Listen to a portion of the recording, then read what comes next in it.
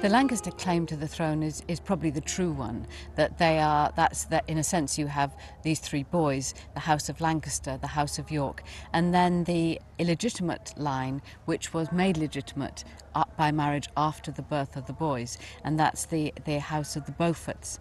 Margaret is descended through the Beauforts, and then she marries a Tudor. So she's very much of the House of Lancaster, and that was the senior boy in the household, so that's the legitimate line. The younger son is the House of York, and so when the House of Lancaster line fails, York steps in. But Margaret, in a sense, is there. Once she has a boy, that's a boy for Lancaster. So she feels that the royal line of kingship should revert to her son. The relationship between Margaret and Jasper Tudor, we don't know very well because we don't have any personal letters or diaries. Any time before really the 18th century, you don't get a lot of personal material. People don't write about their feelings.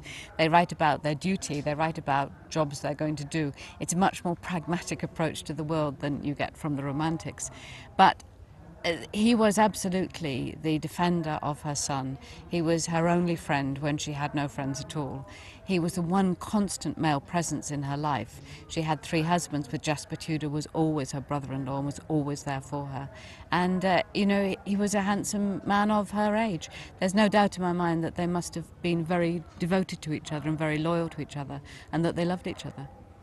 I think what was interesting in this novel was to write a story which is actually about a very passionate and very deep love, but it's that of a mother for her son. Margaret Beaufort's absolute life's work was to get her son firstly back to England. He went into exile when he was about 14. Under her control, he left her really when he was 4. He was taken away by his guardians and ultimately onto the throne because she always believed that actually she had had a revelation that God told her that Henry should be King of England. And her life's work and her life's passion was to see her son on the throne of England. And in a way, that's the love story of the novel. It's between a mother and a very promising, very gifted son. Margaret was married 3 times and each marriage was arranged. We're sure of that. They weren't love marriages. Her first husband, Edmund, she hardly lived with at all. She conceived almost straight away, and he was busy fighting the Yorkists in Wales and was actually captured in battle and held in captivity where he contracted the plague and died. So he wasn't even there for the birth of her first child and her only child, Henry Tudor. In a sense, Edmund's job is done. She's in the royal line. Henry is a Tudor, and that gives him a claim to the throne. It gives him a kinship to the throne. And thereafter, she's married almost straight away to her second husband, Sir Henry Stafford, who was very much older than her. He was in his 40s. And it was a marriage which lasted for some many years.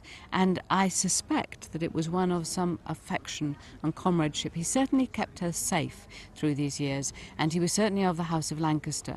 She must have been bitterly disappointed when he finally decided that he would support York, and he went out and fought for York and came home wounded and then died some years later. Her third marriage is probably the most interesting one, that I think she may well have made it for herself. She was a wealthy woman by now as a widow, and she'd had 2 husbands. She knew that she was infertile, so she couldn't offer a husband the chance of an heir. But in the case of Thomas Lord Stanley, he already had heirs from a previous marriage, so that wasn't a problem for them. I really believe she chose him because he was very successful and senior in the House of York, and she thought that marriage to him would increase her chances of bringing her son Henry Tudor home to forgiveness, to reconciliation, and to claim his earldom. In fact, what happened was that because Edward died, just as she was negotiating this, Edward died, Richard III seized the throne, and I think she saw, as the real master tactician that she was, that there would be a very good chance of someone, like her son Henry, to seize the throne in turn from Richard. And she embarked on this enormous conspiracy, which took in Elizabeth Woodville, took in the Duke of Buckingham, and took in half of the south of England, and ultimately ended up with her son Henry winning at the Battle of Bosworth.